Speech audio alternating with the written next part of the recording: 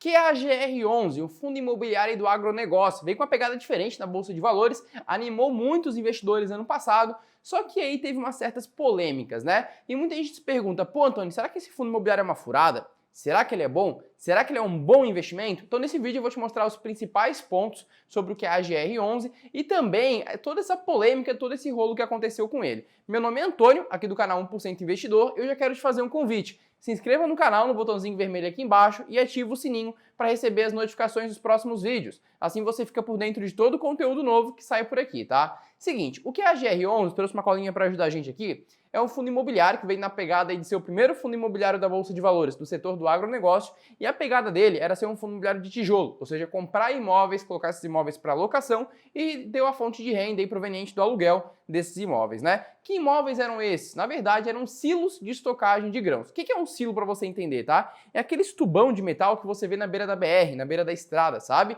Como é que eu posso dizer? Uma armazenagem de grãos, do setor do agronegócio mesmo, tá? E também silos de, por exemplo, de secadores de grãos, silo de estocagem de grãos, centro de distribuição de grãos, tá? Então a pegada mesmo era adquirir imóveis nesse segmento. Só que não foi bem o que aconteceu, tá? Então eu vou te contar toda a história. A primeira coisa que você precisa saber, qual que é o preço que ele está sendo negociado hoje? Hoje ele está sendo negociado por R$ 88,80 e o valor patrimonial dele é de R$ 96,76, ou seja, está abaixo do valor patrimonial, então relativamente está barato, né? Ele já chegou a bater na casa ali dos R$ 125 lá no final de 2019, começo de 2020 e teve uma queda aí bem acentuada. E você vai entender o motivo dessa queda, tá? E o dividend yield dele está em torno de 0,46 ao mês, em torno de 5,2%, 5,3% ao ano, tá? Hoje ele tem 12 imóveis em 4 estados. Desses 12 imóveis, 11 são silos de estocagem e um imóvel é um centro de distribuição, tá? Como eu falei, o objetivo dele era comprar silos, tá? Era atuar com imóveis, só que isso não veio acontecendo perfeitamente. Ele sofreu alguns problemas no começo. Que problemas foram esses?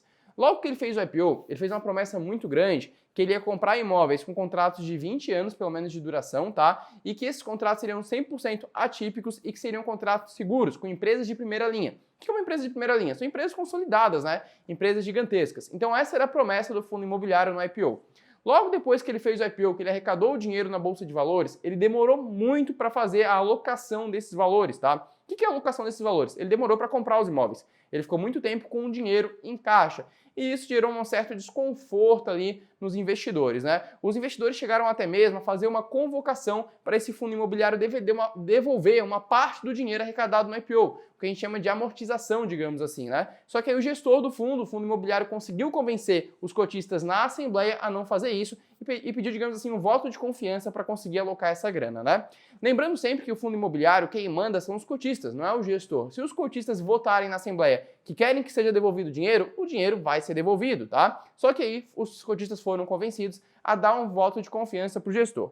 E o que aconteceu, tá? Hoje, 60% do patrimônio está alocado em imóveis e o restante em LFT, com vencimento para setembro de 2021, e algumas cotas do fundo imobiliário KNIP11, tá? Esse fundo imobiliário ele conseguiu alocar uma parte do dinheiro, ele comprou, todos os imóveis, na verdade, foram comprados no ano de 2020, tá? Só que não foi uma alocação como foi prometido. Ele prometeu que teria um vencimento de pelo menos 20 anos, seriam 100% dos contratos atípicos, e não foi o que aconteceu. Primeiramente, ele comprou alguns imóveis para alocar para a empresa Brasil Agrícola, tá? E esses contratos foram de apenas 10 anos. Então não foi um contrato ali como prometido, e foi só uma pequena alocação. E depois ele comprou mais alguns imóveis, onde ele locou para a BRF Foods, BRF, né, que é a Sadia, Perdigão, e aí sim ele fez um contrato ali de 20 anos com, digamos assim, uma empresa de primeira linha, né? Só que o problema é que ele não alocou todo o dinheiro arrecadado também, tá? Ele arrecadou em torno ali de 400 e pouquinhos milhões, tá? Vou deixar o valor exato na tela aqui para você, só que o valor alocado foi de apenas 270 milhões de reais, ou seja, ficou bastante valor ali sobrando, e isso está rolando uma polêmica até nos dias de hoje, que eu vou te explicar melhor já já, tá?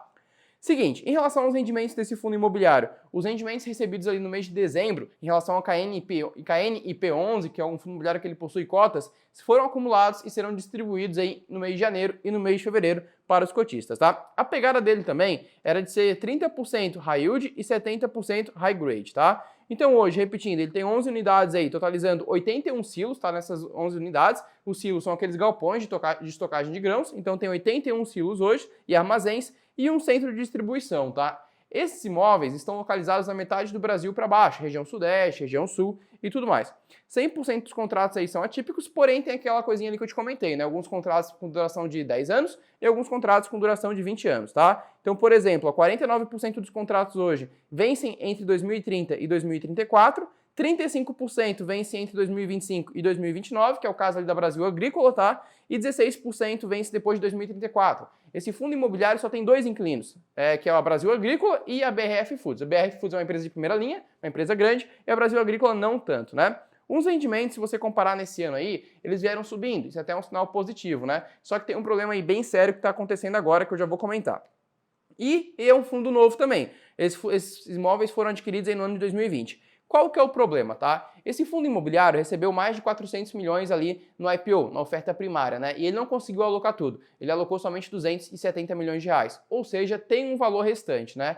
E aí, os cotistas, depois de ter feito aquela convocação lá no começo, querendo amortização e dado o voto de confiança para o gestor, agora os cotistas ficaram meio assim, caraca, a gente deu o voto de confiança e o gestor ainda está com dinheiro a ser alocado. Pô, se esse dinheiro está na renda fixa, cara, é melhor que esse dinheiro esteja no meu bolso. Bolso que eu sou o cotista. Eu vou saber investir esse dinheiro se o gestor não está conseguindo investir. Então os cotistas fizeram uma proposta de ter uma amortização de R$ 38 por cota. O que seria essa amortização? Todo mundo que tem uma cota do QAGR11 receberia R$ 38 no determinado mês. Seria uma amortização do valor arrecadado pelo fundo imobiliário. Aí o fundo viu isso e deu uma contraproposta, tá? Que contraproposta é essa? Ele falou o seguinte, ó, ele prometeu que vai alocar esse restante do dinheiro em CRIs, tá? Em certificados de recebíveis imobiliários. E aí já começa um grande problema. Que problema é esse? Não era essa a promessa do fundo imobiliário. A promessa dele era comprar imóveis no setor do agronegócio e não ser um fundo imobiliário de recebíveis. Só que o gestor que fez o IPO também, que estava ali prometendo tudo isso, esse gestor saiu. Hoje é um gestor novo. Então o fundo imobiliário ficou um tempo ali a Deus dará, ganhou um gestor novo que não tem mais a mesma filosofia do gestor que criou o fundo imobiliário, né?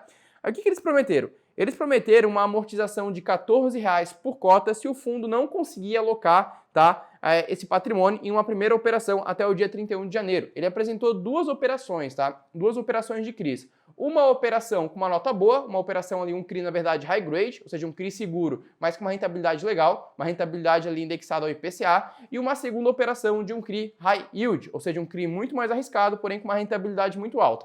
Aí tu pensa, o investidor comprou esse CRI no IPO, esse fundo imobiliário no IPO, para ter imóveis e agora ele recebe a notícia que esse fundo imobiliário vai comprar dois CRIs, um que é seguro e um que é bem arriscado. Ou seja, já foge totalmente ali do perfil do fundo imobiliário. Então ele anunciou essas duas operações e ele falou o seguinte, se ele não conseguir alocar o dinheiro nessa primeira operação, nesse primeiro CRI, até o dia 31 de janeiro, ele vai devolver R$ 14 por cota para os cotistas. E a segunda operação, se ele não conseguir alocar o dinheiro, se ele não conseguiu fechar essa operação até o dia 28 de fevereiro, ele vai devolver o valor de R$ 24 por cota, tá? Então essa é a polêmica. E qual que é a minha opinião pessoal? Seguinte, cara, é um fundo imobiliário novo, tá? Não curti muito quando ele entrou na bolsa. Seguinte, não achei legal, não gosto de entrar em IPO, sempre falo isso aqui no canal. Tanto IPO de fundo imobiliário quanto IPO de ação, não gosto. Eu espero deixar um tempo assim para ele se consolidar. Ainda mais fundo imobiliário novo, que não tem nada, que ele vai comprar os imóveis ainda, né? É praticamente um tiro no escuro. Quem comprou no IPO até teve uma valorização, se vendeu ali antes do começo do ano, né? Mas agora aí tá com certo prejuízo. Qual que é a minha opinião sobre ele? Seguinte, ele não é mais aquele fundo imobiliário que ele prometeu no começo. Não é mais um fundo imobiliário de imóveis do setor do agronegócio. Ele já está mostrando para você que ele quer começar a adquirir CRIs, ou seja, vai virar um fundo imobiliário de recebíveis. E eu não acho legal esse fundo imobiliário passar a ser um fundo de recebíveis. Eu acho isso ruim, tá? Em relação aos imóveis que ele tem, em relação aos silos que ele tem ali, são imóveis bons e os inquilinos são bons. E são contratos, de uma certa forma, bons, né? Alguns contratos são para vencimento para 20 anos, que é 49%, isso é super positivo, e alguns com vencimento para 10 anos. Não é o que foi prometido lá no começo, mas também não são contratos ruins, são contratos bons, 100% atípicos e com uma rentabilidade boa também, tá? Empresas boas também, não são empresas assim duvidosas, empresas arriscadas, né? Porém, a gente já viu que a gestão não é aquela gestão assim excelentíssima, né? Não é aquela gestão melhor do mundo, melhor fundo imobiliário da bolsa. É uma gestão assim que ainda tem muito a mostrar, tem que percorrer um bom caminho ainda para realmente afirmar se ela é boa, se ela é competente ou não, tá? Não gostei disso que eu vi, cara. Não gostei dessa proposta de alocar o dinheiro em CRI. Não acho que essa é a pegada do fundo imobiliário, tá? Por exemplo, se tu pega o IRDM11, um CPTS11, um MXRF11, são fundos imobiliários que vieram desde o começo na pegada de CRIs. Não eram fundos imobiliários de tijolo que começaram a migrar para CRIs, né? O que eu percebi? Eu percebi que o AGR11 não sabe o que fazer com o dinheiro, não sabe quais imóveis comprar, não sabe onde colocar essa grana e pensou, para não ficar ruim aí com os cotistas, para a gente não precisar devolver esse dinheiro, vamos comprar um CRI aí para a gente alocar esse dinheiro e baixar um pouco a poeira. Só que isso não dá certo, porque a galera sabia que esse fundo ia ser de imóveis e não de CRIs. Então a galera ficou assim receosa, né? Caraca, a gente fez a proposta para amortizar e agora ele me fala que não quer amortizar porque vai alocar num CRI. Isso é pior ainda, né? Então se os cotistas votarem que não concordam com isso, porque isso foi uma conta proposta, né? Isso não é uma coisa que está definida ainda. Foi uma conta proposta divulgada pelo fundo imobiliário. Se os cotistas definirem que não querem isso e querem de fato a amortização dos R$ 38 por cota, o fundo imobiliário, logicamente, o preço vai cair muito, né? E eu acho que pode ser um péssimo investimento, tá? Eu acho que comprar ele nesse momento é meio um tiro no escuro, é meio uma aposta. Eu esperaria mais um ano e meio, mais 2 anos para ver como é que a gestão vai se comportar, como que esse fundo imobiliário vai se comportar, né? Veio numa pegada legal, aí um nicho novo, um nicho do agronegócio, né? Era algo realmente interessante, mas não se comportou legal. Não mostrou o resultado que deveria mostrar, tá? Por isso que eu acho sim que você tem que tomar um certo cuidado. Esse vídeo não é uma recomendação de investimento, é uma base de estudo para você. Então se você quiser investir nele, estude e veja se você gosta do fundo, tá? Eu tentei trazer aqui as principais informações para você conhecer esse fundo imobiliário. Espero que você tenha gostado desse vídeo e até o próximo.